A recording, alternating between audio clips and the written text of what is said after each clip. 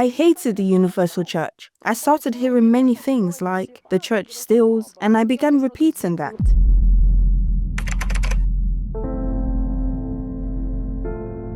I had a family, a father, a mother, a home, so that was my safe haven. I wanted to fill myself with something, though I didn't know what it was. I tried filling myself with friendships. I started drinking, smoking, and going to nightclubs. When a Universal Church was opened in my neighborhood, I would walk past it. It was down an alley and I had to walk down there, and I would hear the pastors preaching and casting out demons. I thought, how can there be a church like this? I would attack the church a lot, and I started hearing many things like the church steals, it only serves to collect money, and I started repeating that when I was younger. I hated the Universal Church. Before going to university, my mum fell ill with an illness that even the doctor did not know what it was. One day, I said, let me go and visit my mum, since she had been with that illness for a long time. When I visited her, my mum was on the sewing machine. She couldn't even move before. I asked, Mum, what are you doing on that machine? She was pedaling on the machine and said, oh, let me tell you something. I am healed. She got up, ran around and jumped. Then she said, Jesus healed me. Come watch a meeting with me. I told her, I can't today. Sometime later, I was invited to a meeting at the Maracanã. Then, Bishop Gonçalves came in and he started talking about the loss of his son, which had happened 1 or 2 days previously. I said, how can that be?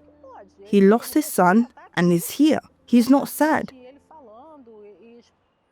And he kept saying that he had to talk to his daughter, and he comforted her, but with such simplicity that I said, my God, I want this strength. This strength is missing. I want to be like him. I'll never forget it. The part where Bishop Gonçalves said that was engraved in my mind. Then I started fighting to have that strength, and that strength was the Holy Spirit. I left the Maracanã Stadium determined to receive the strength that the servant of God had. I kept thinking about Bishop Gonçalves the entire time. I want to have his strength. I am going to have his strength. And I started my battle to receive the Holy Spirit. It was not easy. I needed to be delivered because in order to receive the Holy Spirit, I had to be delivered. And one of the things I had to get rid of was grudges. There was a message that Bishop Macedo was given on the radio that drew my attention. He said, you do not serve clean water in a dirty glass. I thought, oh, so I have to clean myself. Then he talked about forgiveness. I thought, oh my goodness, let me start practicing how to ask for forgiveness. But they were the ones who did it. Why do I have to ask for forgiveness? But I went to them and said, so-and-so, forgive me. I just came out with it so I wouldn't lose the courage. Forgive me. They looked a bit taken aback, a bit awkward, and said, oh, okay, sure.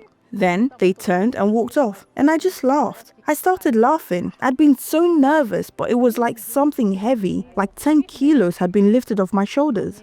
I fixed my mind on God and started telling him everything that was in me. I saw him like there was no tomorrow. There were people talking loudly next to me. I didn't even care. I would close my ears and concentrate. I had to concentrate and be truthful with God. And it happened. It happened. The Holy Spirit came.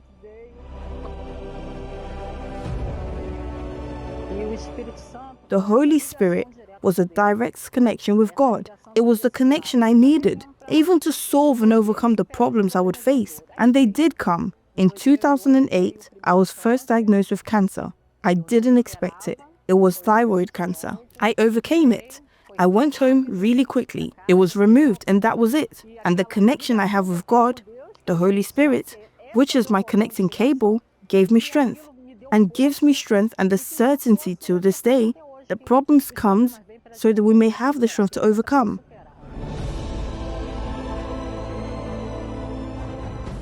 Maracanã was my first special meeting in 1999. That was when I saw Bishop's strength and the strength that I wanted to have. And that strength is the Holy Spirit.